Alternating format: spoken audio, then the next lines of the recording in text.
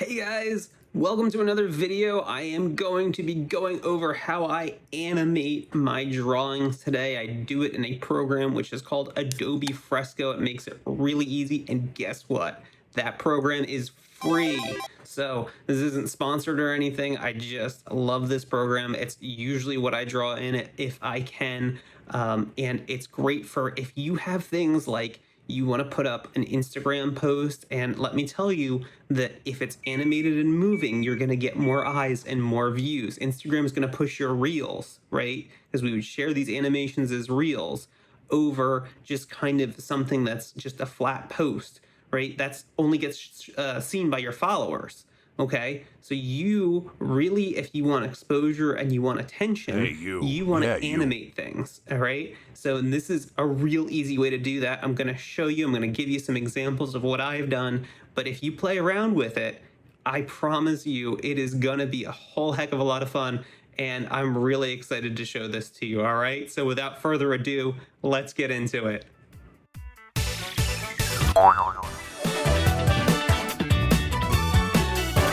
Okay guys, hopefully you've already downloaded Fresco, and what I want you to do is I want you to go up here in this top right hand corner, okay, and I want you to go down to change the size of this canvas, and it even tells us, this is one of the great things about Fresco, it tells us the Instagram reel size, okay, so reel as in R-E-E-L, and it's going to tell us that it's going to cut off this arrow.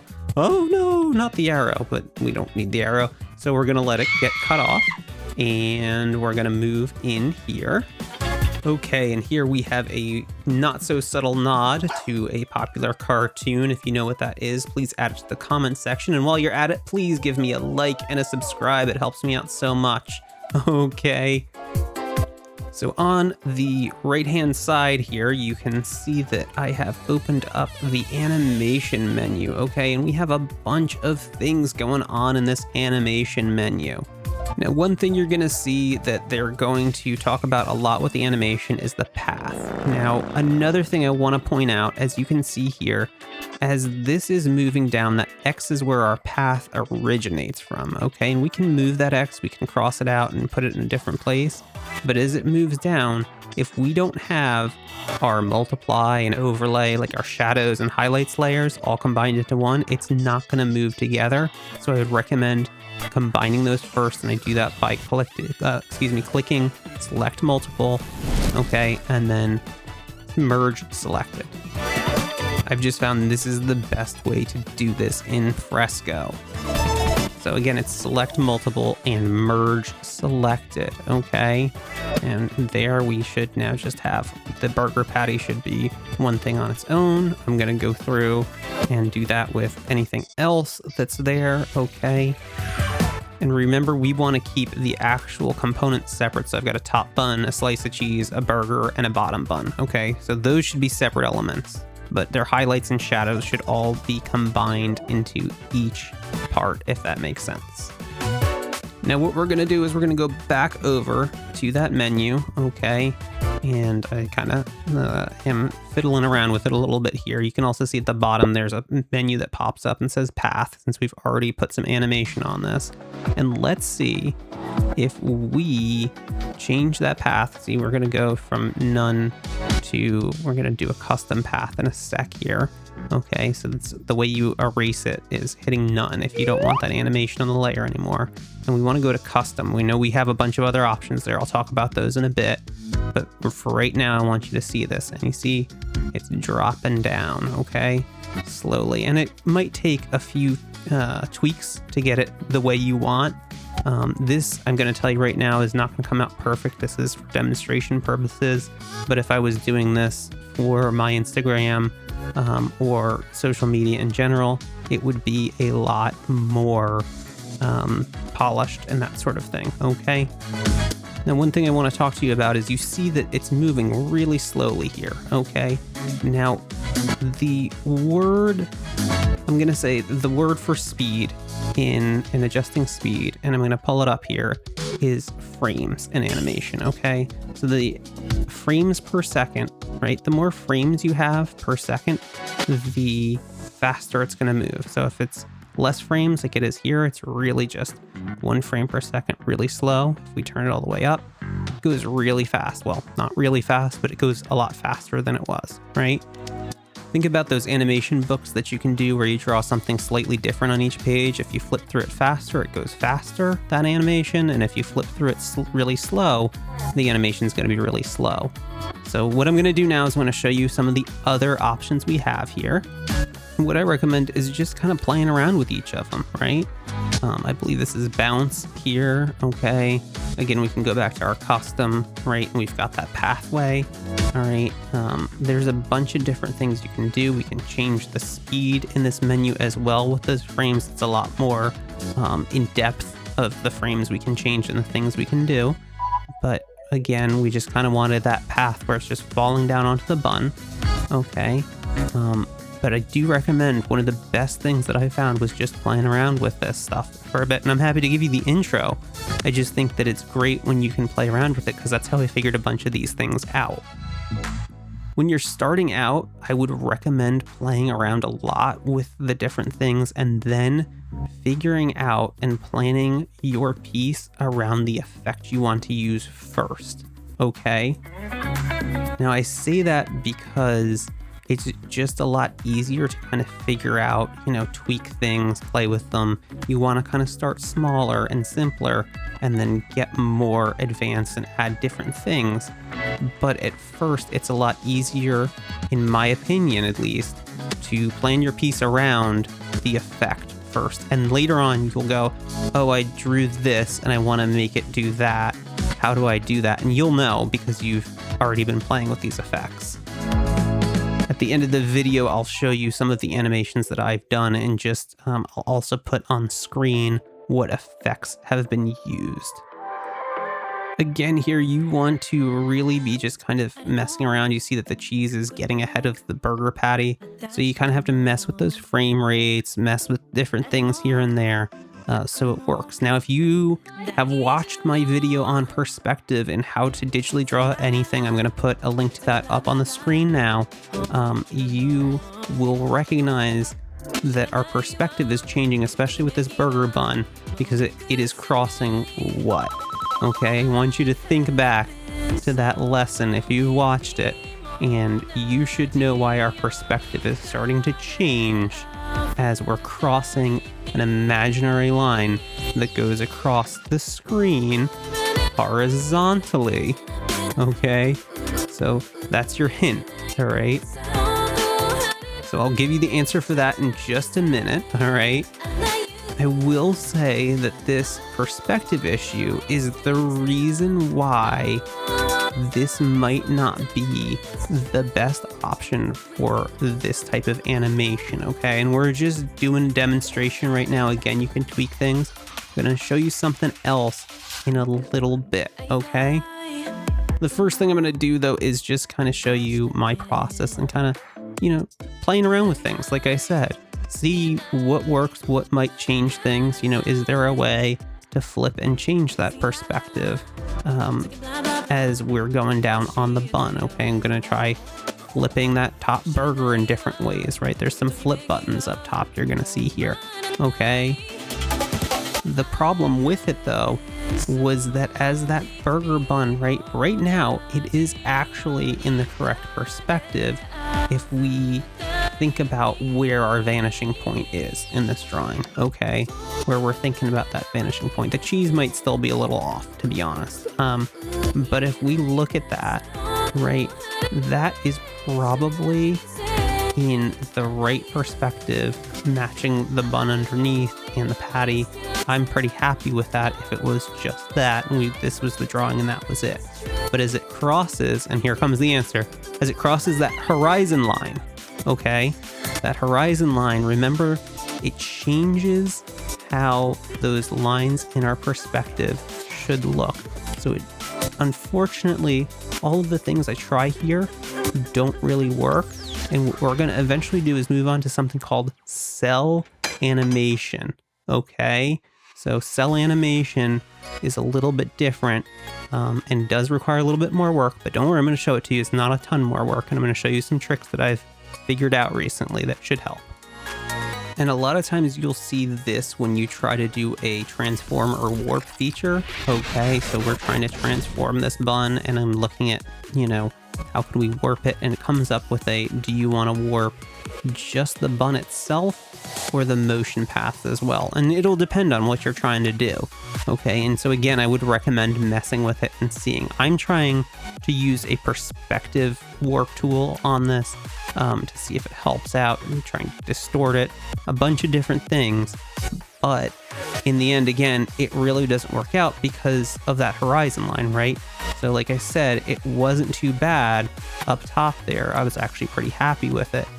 But because it crosses that horizon line, okay, it doesn't, it's not going to look the same as it does right now, right?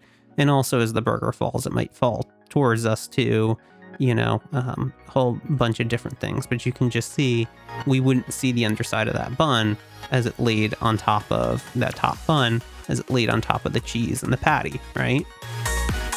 So now what we're going to do is we're going to move on to cell shading. And what I did was I just redrew the burger. I'm sorry I didn't do a full animation for it falling correctly. But again, this is for demonstration purposes. I'm going to show you some cell shading with a cheese melt. This is kind of a technique I've used for slime or honey. It's for anything sticky. But what I want you to do is you'll see at the bottom here these cells, right? And if you click on them, okay, and I like to click duplicate cell, okay, duplicate cell. All right, it makes it a lot easier. And that pink that it highlights in is what you already have. So what I like to do is I like to use a transform tool. And I found this is great for things like flowy fabric or hair. Those are things that work really well. Sometimes you might want to duplicate the layer if you're doing something like hair, but we're going to transform this by just kind of warping the cheese, because as cheese melts, what happens is it's going to melt down, right? We know it slowly melts down, and we're going to keep kind of messing around with it here just to kind of see what will work. I think I end up using a twirl here, and that just kind of starts to melt it down. We're going to add something else to really sell it though in a second, but I just want to show you using this warp tool. So you do, and I run into this all the time myself when I'm working, you do have to save the changes to that cell each time. You can't just kind of load them up one after another and do it. That'd be great if you could, but you do have to duplicate, the cells and then kind of keep moving and changing them. You could do 7 different cells or whatever I end up with here and then change them slowly. But what you're going to end up running into is, maybe you don't hit an area of the cheese just right. So that's why I like to duplicate each one after I've transformed the one before it, if that makes sense. Remember, you don't hurt anything by pressing like a play button and seeing how it goes, messing with your frame rate, speeding it up, slowing it down. Maybe you don't like the way something looks.